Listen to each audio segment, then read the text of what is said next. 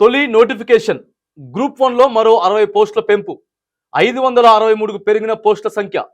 తెలంగాణ ప్రభుత్వం కీలక నిర్ణయం. ఒక 60 పోస్టులు అయితే పెంచారని చెప్పేసి కూడా మనం చూస్తా ఉన్నాం. గతంలో ఉన్నటువంటి గ్రూప్ 1 పోస్టులను 503 పోస్టులకు మరి ఒక 63 పోస్టులు యాడ్ చేసి 563 పోస్టులుగా అయితే ఆ గ్రూప్ 1 ఉద్యోగాలు ఏవైతే ఉన్నాయో వాటి భర్తీకి ప్రభుత్వం గ్రీన్ సిగ్నల్ ఇచ్చిందని చెప్పేసి, సో ఇది ప్రభుత్వానికి సంబంధించినటువంటి తొలి నోటిఫికేషన్గా గ్రూప్ 1 నోటిఫికేషన్ ఇస్తామని చెప్పేసి తెలియజేస్తా ఉంది. తెలంగాణ ప్రభుత్వం కీలక నిర్ణయం తీసుకుంది. గ్రూప్ 1 పోస్టుల సంఖ్యను పెంచుతూ ఉత్తర్వులు జారీ చేసింది. మొత్తం 60 పోస్టులు అదనంగా పెంచింది.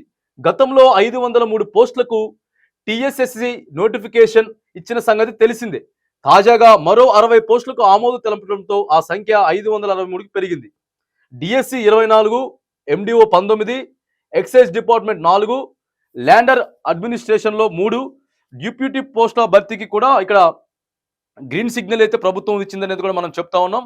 మంచి శుభ పరిణామం. ఓకే, రాష్ట్ర ప్రభుత్వాన్ని అభినందిస్తా ఉన్నాం.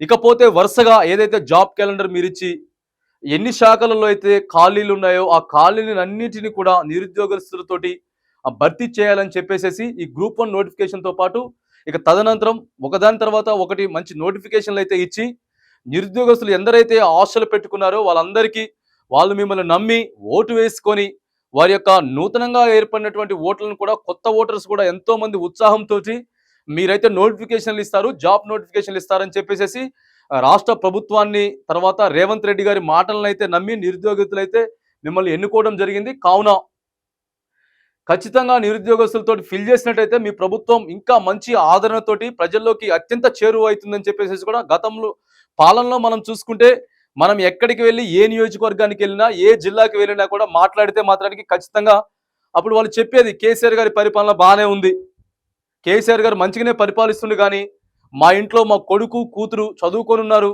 ఉద్యోగ నోటిఫికేషన్లు మాత్రం రావట్లేదు, పెన్షన్లు బాగున్నాయి, మంచినీళ్ళు బాగున్నాయి, రోడ్లు బాగున్నాయి, అభివృద్ధి బాగానే ఉంది, కానీ ఉద్యోగ నోటిఫికేషన్లు అయితే గత 7-8 సంవత్సరాల నుంచి 10 సంవత్సరాల నుంచి నోటిఫికేషన్లు అయితే రావట్లేదని చెప్పేసి కొంత ప్రజల నుంచి మనం విన్న మాట మాత్రం వాస్తవం. కావున ప్రజలు ఏదైతే నమ్మి మీకు అధికారం కట్టబెట్టారో నిరుద్యోగులు, ముఖ్యంగా నిరుద్యోగులకైతే మిగతానికి మీరు వరుస నోటిఫికేషన్లు ఇచ్చి ఆ ఖాళీలన్నింటినీ భర్తీ చేయాలని చెప్పేసి ఈ వేదికగా ఆ నిరుద్యోగుల పక్షాన, నిరుద్యోగుల తల్లిదండ్రుల పక్షాన రాష్ట్ర ప్రభుత్వాన్ని కోరుతా ఉన్నాం.